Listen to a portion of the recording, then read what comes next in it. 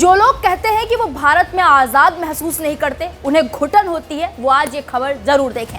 खास तौर पर वो कट्टरपंथी जिनके लिए बात बात पर भारत का लोकतंत्र खतरे में आ जाता है।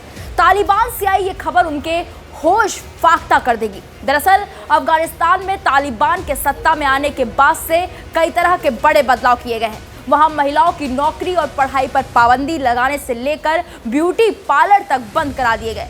लेकिन बात यहीं तक होती तो शायद गनीमत रहती, लेकिन अब जो खबर आ रही है उसे देखने के बाद आपका दिमाग घूम जाएगा।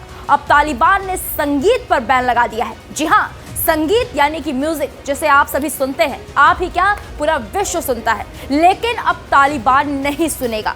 इसके पीछे तालिबान ने जो वजह बताई है उसे सुनने के बाद तो आपके पैरों के नीचे से जमीन खिसक जाएगी। न्यूज एजेंसी AFP की रिपोर्ट के मुताबिक अफगानिस्तान में तालिबान ने म्यूजिकल इंस्ट्रूमेंट को जला दिया। घटना इस वीकेंड की है जब अफगानिस्तान के हेरात प्रांत में तालिबान ने तबला, हारमोनियम और गिटार जैसे म्यूजिकल इंस्ट्रूमेंट इकट्ठा कर उनमें आग लगा दी। बताया जा रहा है कि हेरात प्रांत में सदाचार को प्रमोट करने वाले मंत्रालय के प्रमुख अजीज अल रहमान अल मुजाहिर ने कहा, संगीत को बढ़ावा देने से नैतिक भ्रष्टाचार होता है और इसे बजाने से युवा भटक जाएंगे। तालिबान ने जो म्यूजिकल इंस्ट्रूमेंट जलाए हैं उनमें तबले, हारमोनियम और गिटार के अलावा ड्रम, एम्पलीफायर और स्पीकर भी शामिल है। इनकी कीमत कई $100 बताई गई है और इन्हें हेरात के वेडिंग हॉल से जब्त किया गया था। अगस्त 2021 में सत्ता में आने के बाद से तालिबान लगातार नैतिकता का हवाला देकर महिलाओं के अधिकारों को छीन रहा है। इस पर संयुक्त राष्ट्र संघ तक चिंता जाहिर कर चुका है। महीने की शुरुआत में तालिबान ने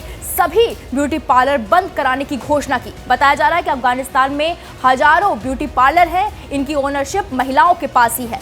महिलाओं के अधिकारों पर पाबंदी लगाने के बावजूद अफगानिस्तान दुनिया से स्वीकार्यता की मांग करता है। पिछले हफ्ते तालिबान की कार्यकारी रक्षा मंत्री मुल्ला मोहम्मद याकूब मुजाहिद ने कहा था, सरकार ने मान्यता हासिल करने के लिए सारी जरूरतों को पूरा किया है। इसके बावजूद अमेरिका के दबाव में आकर दूसरे देश हमें मान्यता नहीं दे रहे हैं। हम उन देशों से मान्यता की अपील करते हैं जो अमेरिका के दबाव में नहीं है। हम चाहते हैं कि दुनिया के ताकतवर इस्लामिक देश हमें सरकार के तौर पर पहचाने। अफगानिस्तान अंतर्राष्ट्रीय समुदाय से बातचीत करने और उनकी चिंताओं को सुनने के लिए तैयार है। अगर सऊदी अरब उन्हें मान्यता देने के लिए तैयार हो जाता है तो वो 58 और मुस्लिम देशों से बातचीत करने की तैयारी कर रहे हैं। वहीं अफगानिस्तान में बैन हुए ब्यूटी पार्लर को लेकर तालिबान ने कहा है कि वो निर्देशों का पालन नहीं कर रहे थे, इसलिए बैन करने का कदम उठाया गया था।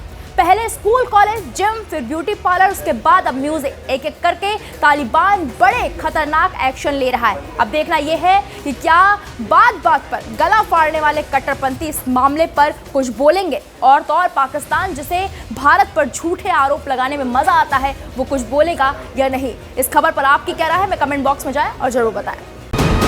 VK न्यूज, राष्ट्र के नाम।